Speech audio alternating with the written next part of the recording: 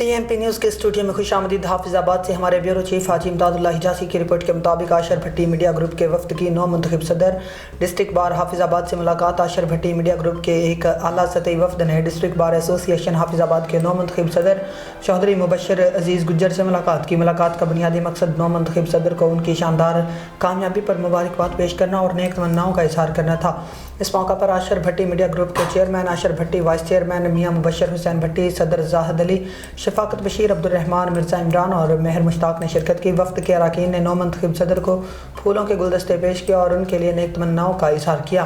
وفد نے اس امید کا اظہار کیا کہ چودھری مبشر عزیز گجر اپنی قیادت میں وکلا برادری کے مسائل کے حل اور بار کی مزید بہتری کے لیے مؤثر کردار ادا کریں گے۔ اس موقع پر خوشگوار ماحول میں باہمی دلچسپی کے امور پر تبادلہ خیال کیا گیا۔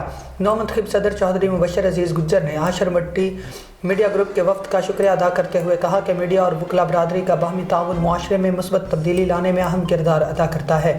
فی الوقت اتنا ہی۔ مزید نیوز کے لیے دیکھتے رہیں ٹی ایم پی نیوز۔ اللہ حافظ۔